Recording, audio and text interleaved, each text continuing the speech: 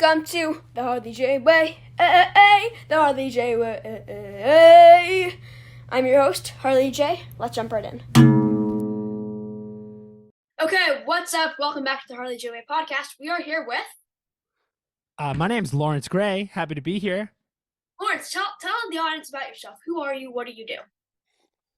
Well, first things first, it is a pleasure to be here, Harley. It was great Yeah. to meet you at the Beat Battle. You are an incredible young creator, and it's my absolute pleasure to be here.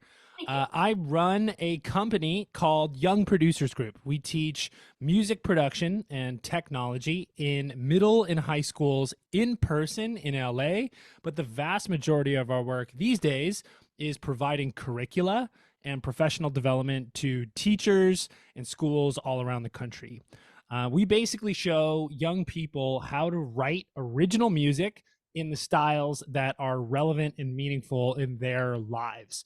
Most music education revolves around playing music written by other people. We want to center the students, their voices, their ideas using digital audio workstations like Soundtrap and Ableton for them to make the music that speaks to them and connect with others that share their interests across diverse socioeconomic lines. Well, how did you get started into this? Like, where did this all come from for you? Interesting. Okay, so I'll give you the backstory here. I was studying music at NYU, and I'd been playing music for a long time.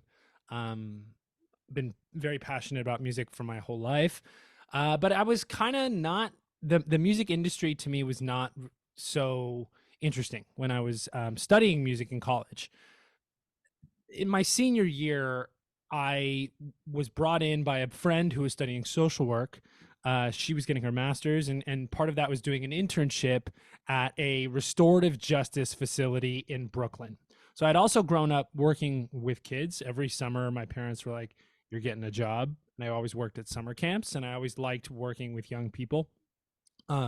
So my senior year at NYU, because my buddy knew I had a history teaching music to kids or working with kids in a musical context, she brought me into this restorative justice facility in Brooklyn. So these kids had all been arrested. Many of them had served time in juvenile detention facilities, including Rikers. These were 14, 15, 16-year-olds. They were from East Brooklyn. Most of them were from a part of the city called Brownsville, really rough part of town. I am from West LA. I'm from Brentwood, which is a very, very different place. So when I walked into the restorative justice facility and was like, "All right, guys, I'm going to show you how to make hip hop," they looked at me and they were just like, "Bro, no, you're not," right? Because it's not what you would expect. But as soon as I opened up the computer, got Ableton going, got the 808s going, set up the microphone, boom, we were immediately on the same page. We were immediately seeing eye to eye. And it was in that moment of like, wow, music, particularly electronic music like hip hop, EDM, pop music, R&B, these are connective tissues that bring together people from the most varied corners of society. And I saw in that moment an opportunity to create a company that could put everybody under the same roof. So no matter where you're coming from, you're probably like hip hop, you probably like dance music, and we can use these as a way to bring people together across socioeconomic lines. Now, this was 2011. And at the time, there really weren't much electronic music education programs, period, let alone in K-12. So I saw a gap in the market. I saw something that I could do, and I knew if I didn't do it, somebody else was going to do it and do it worse. So basically, my senior year, I came up with the idea of Young Producers Group, went to UCLA to get a master's in education because I knew that if I was going to start a company, I would need to have some letters next to my name. I would need to have some credibility. So I got a master's in education from UCLA, graduated in 2013, and started YPG, started Young Producers Group that summer. So it really kind of got rolling in 2013, but we became a proper company in 2016. And bro, this is the only job I've ever had. Now, when you say you really got started and got really really into it in 2016, what happened? What was that shift in 2016?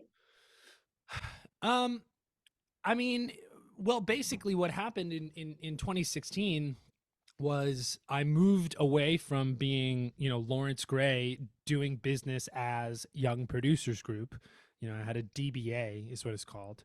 Um, and we became a proper company. We incorporated, and I hired people, and started building a team then.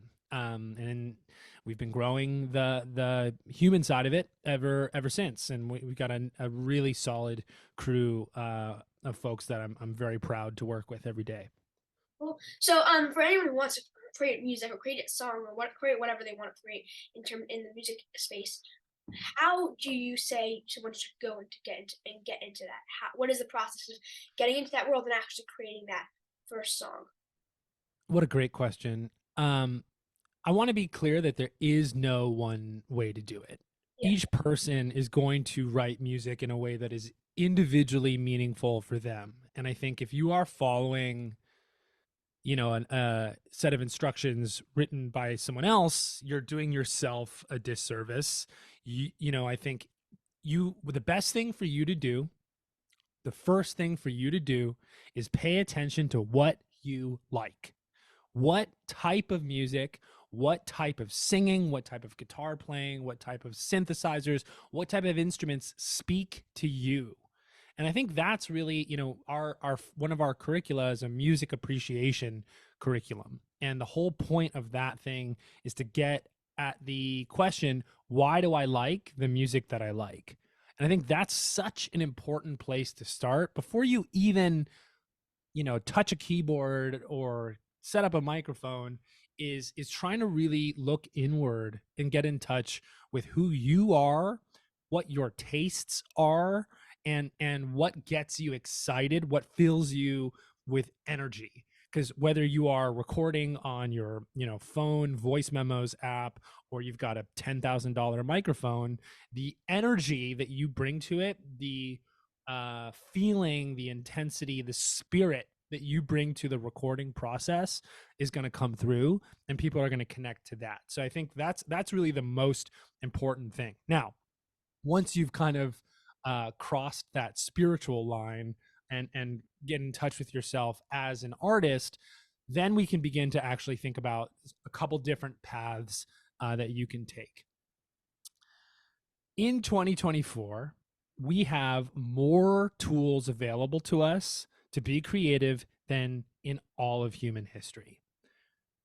Soundtrap is a digital audio workstation that can be used on any device. So, I'm speaking to you now on a MacBook Pro. This thing is specced out. It's really a powerful computer, but you don't need something like this to make music with Soundtrap. Chromebooks, which are widely available, there are millions and millions. Yeah, I think you're probably talking to me one on right now. I go to a public school. We have Chromebooks, and we use Soundtrap on Chromebooks in our music classes. Yeah, man. So, the fact that even in, LAUSD, where my home base here in Los Angeles, every single kid has a Chromebook, and the district purchased a license for every single person, student and teacher in the whole district. And this is true for dozens more districts around the country. So the barrier to entry, like the actual thing that you need to start, is there. And Soundtrap, I do think, is unique in that it does have quite a bit of ease of use built into it. It's supposed to be really user friendly in a way that Ableton Live or Logic or Pro Tools is not. So I think if you're trying to get started with software, Soundtrap is the best place to go. Oh, It's going to be free for most students through their schools, but there's also a free version that you can get online. BandLab is also another free DAW that's awesome, but I just think that Soundtrap is frankly better. I agree with you. I mean, I even though I have Logic and I use Logic all the time for everything I do, I love Soundtrap and I love BandLab. They're two incredible platforms that just work really well and Yeah. Well, let easy. me say one more thing on the software piece, then we can kind of get back to the original question. Ableton Live is a professional level digital audio workstation. It's a deeply powerful, super varied tool that you can do anything with. And Young Producers Group is able to provide K through 12 schools and students with Ableton Live for free. So for all the HbyJ fans out there that might be interested in Ableton Live, if you shoot us an email, contact@youngproducersgroup.com, and tell me Harley sent you, we will send you a serial number that is yours to keep forever. Ableton has done incredible stuff supporting schools and students through their Ableton for the Classroom initiative. So that's something to say. Now, how does somebody start writing music? The best answer is just start. If you have a guitar and you're learning how to do that, find 3 or 4 chords that you think work well together and start playing those. I've never been a singer. I've never been a lyricist, right? So that's never been my focus, is singing and writing lyrics. But for a lot of people, that's where they live. And that, I think, is a super, super low barrier to entry. All you need literally is a piece of paper and a pen or your, notes app, whatever, to get this stuff down. I think a lot of people, again, have to kind of get over a spiritual hump that I am not a creative person. I am not a person who makes stuff. Moving from a consumption sensibility to a creative one, that's a big leap for a lot of people. And I think getting started just on your own in your room, nobody watching, it's like it's so much fun. And when you feel like you're writing something good, man, there's really few better things in the world. So I would say, if you're playing an acoustic instrument, just all you need are a couple notes, a couple chords to write a great song. Um, and then, yeah, recording on your voice memos app, recording on Soundtrap. These are very simple things to do. And then just start and keep going. So what I've noticed during this interview so far is that you're very passionate about music and this and all this and audio and sound songs. Truth. But where does that passion come from? Where does it come from in terms of you and what's the importance of music?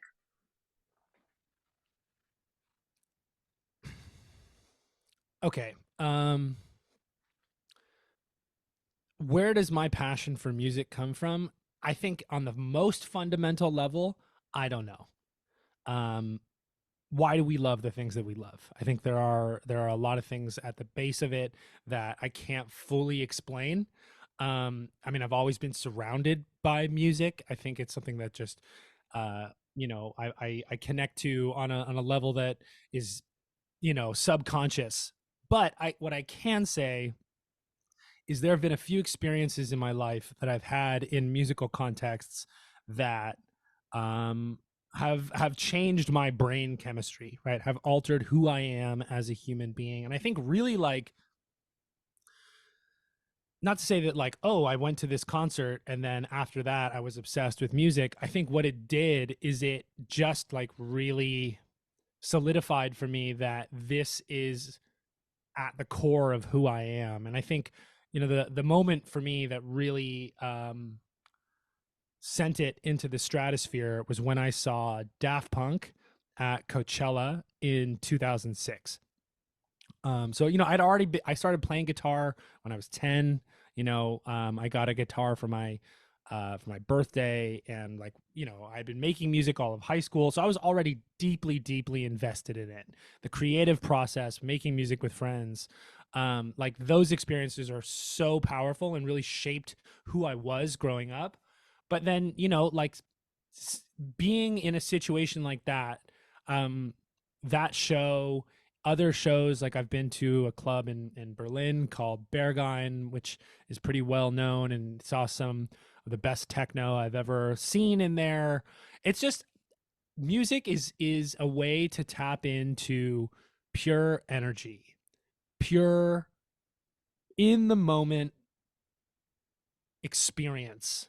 And you know, yeah, like that experience of being at Daft Punk in being at Coachella in 2006 for that show. Literally, it's like I was born. That was the most incredible thing that happened to me. Daft Punk in 2006, and then my daughter was born in July of 2022. And I think like, yeah. So um I'm not sure if that answers your question. I think there is some sort of just innate connection to it within me, but then also the social stuff of being making music with friends. My best buddy, we've been friends since second grade. We've been making music together, since middle school. So all that stuff really makes it where um, I can't imagine a life without music. And what is the importance of music? Where does like like what is the importance of music? Dude, I mean, you could make the argument that it's not important, right? You can make the argument that it's kind of a frivolous thing. I mean, it's especially if you think about, the kind of music that I really love, which is electronic music, dance music, club music. It's like loud beats that a lot of people might think all sound the same. Like where's is that putting is that solving world peace? Is that solving world hunger? No. So I don't want to say that like EDM is important, because I think that it's not on. If you look at it in most lights, it's not. But at the same time, as I was saying, being on those dance floors, hearing incredible DJ sets, a great sound system, that connects me to life. That connects me to, um, myself and my soul in a way that few other things do. So I think music has the power to bring people together. Music has the power to to foster so much fun. And then, again, to kind of take it back to the founding principle of Young Producers Group, the Restorative Justice Center in Brooklyn. It like kid from Santa Monica, kid from East Brooklyn are able to exist in the same place at the same time immediately through music. So I do think if there is one thing that makes music important on a global level, it's a way to bring people together, right? It's a common language. It's almost, that's a kind of a cliche, but it is true. You don't need to speak the same language to be able to connect through music. And I think in a time of such disconnect, such discord, and such conflict around the world, more music, more fun, more creativity, that's very sorely needed. Well, now, on that whole fun thing, what is your favorite song at the current moment? Oh man, my favorite song at the current moment, I'm gonna say literally what I've been banging out all morning, is Misery Business by Paramore. Paramore That's is a band that I've heard about forever. I've always, kind of known, but I literally saw a TikTok of like like an AI singing that song in Cartman voice. I was like, wait, this is a really sick song. So I went and listened to it, and it rips. It's so cool. So Misery Business is my song of the immediate moment. But if I were to say sort of like what track is like I'm really feeling right now on the sort of fun side of things, let me see here. Uh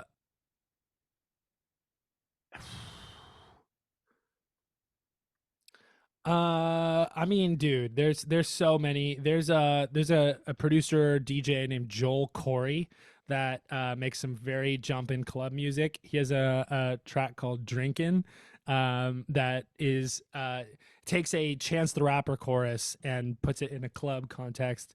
That's just like a very poppy, very fun, New Year's Eve celebratory kind of thing. So yeah, I'd say those two are really kind of where my head is right now.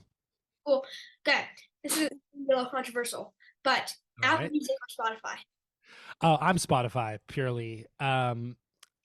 Yeah, I don't, Spotify is great with the algorithm. I think is awesome. I've found so much great music through Spotify, but I don't frankly feel a ton of allegiance to it. It's not, it's just where I landed. But I still have a hundreds of gigs iTunes library. Before streaming was a thing, right? I'm 34. Um, I've been collecting music since I was your age. So I have, quite literally hundreds of thousands of MP3s and AIFs on my iTunes library. So you'd think, okay, you got this iTunes library, Apple Music would probably make the most sense, but that's just not the way it went down. Okay, now so you use Spotify in terms of your Wrapped. Who was your top artist on Spotify Wrapped? um, I honestly don't remember. My obsession over the last couple years has been metal and country music. I'm actually wearing a shirt underneath this. This group here is called Tomb Mold. They're Tomb Mold. They're an absolutely shredding Canadian death metal band. So a lot of metal and a lot of country music. I think my number one artist from 2023 was probably Hank Williams. Um, yeah, I really fell in love with country music a couple years ago, and that has been, especially since, I have a 1.5 year old, and it's really fun to listen to country music with her and sing these rather simple songs. So yeah, a lot of Hank Williams, Kitty Wells, Tammy Wynette, that kind of stuff. Now, what do you think of Taylor Swift? I mean, a lot of people say she's the best artist. Some people say she's the worst artist ever. There's so many different opinions about her. From a producer himself, what do you think of Taylor Swift? I got nothing but respect for Taylor Swift. I think that from a music industry, her as an operator, you gotta bow down. I mean, she's like a whole economy unto herself. Yeah. What she's been able to build from a business infrastructure is incredible. And while I might not be a big fan of her music, I respect her so much as a figure. I think what she's done to re-record her own albums so she can own the master recordings, super sick. Not, she's just not afraid. She is brave and confident, and doesn't take uh S word. So I think that she's a great role model for any young artist, but especially young girls that want to take ownership and be their own artist and not be controlled. So all the respect in the world to Taylor Swift, even though I would not consider myself a Swiftie. So you don't consider yourself a Swiftie, but do you have a favorite Taylor Swift song? Trouble. Yeah, even though that's like a not very Taylor Swift kind of song, I love that song. I think that's a really great song, and I particularly like the version that puts a big goat scream in it. Have you heard that? I think I have, yeah.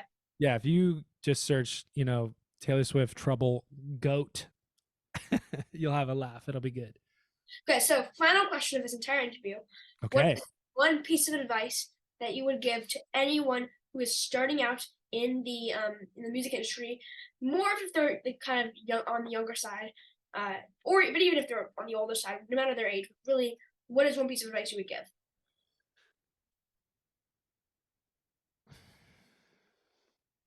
Thinking hard about this. Yeah, man. I mean, I think it's an interesting thing, right? Because I think the music industry is changing so rapidly.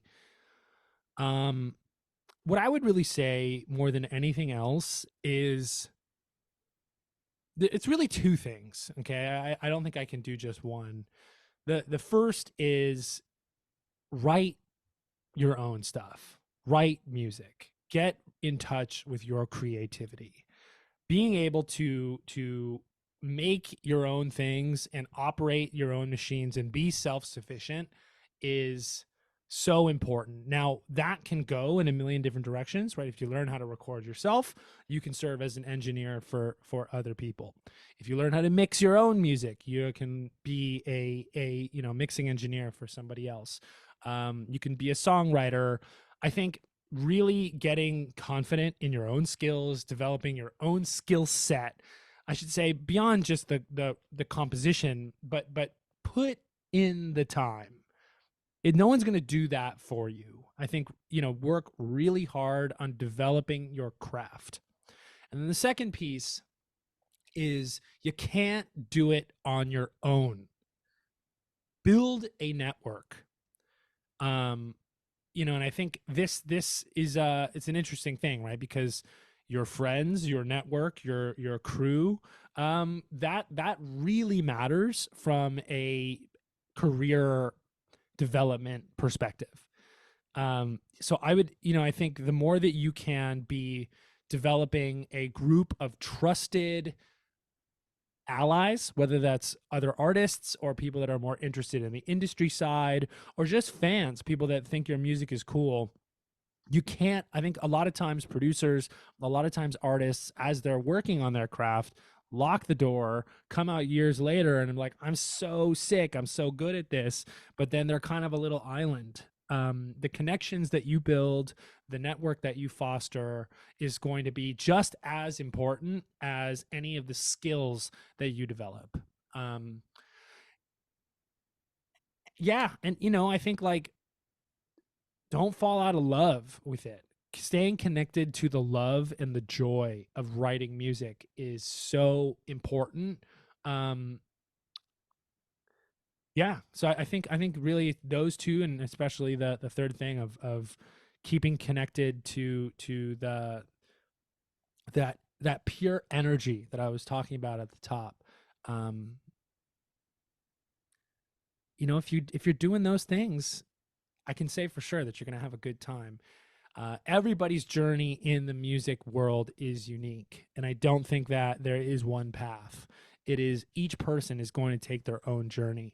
But if you're not good at what you do and you don't have a bunch of people around you that believe in you and want to work with you, that's kind of square one. So, um, well, Harley, thank you so much for having me on, man. This was really really fun. Yeah, same. You are such a, again, this talk about pure energy, that's you over there. I really respect what you're up to, and whatever Young Producers Group can do to support you and what you're doing, I'm into it. If I could just, before I go, plug a few things, Yeah. please, check us out. If you want to get free software, hit us up, contact at Young Producers Group. If you're interested in our curricula and stuff, head over to our website, youngproducersgroup.com. We're on Instagram, all at Young Producers Group. Again, my name is Lawrence Gray. And that's that, y'all. Happy 2024. Cool. Cool. Thank you for being here, and yeah, peace. Rock and roll. See ya.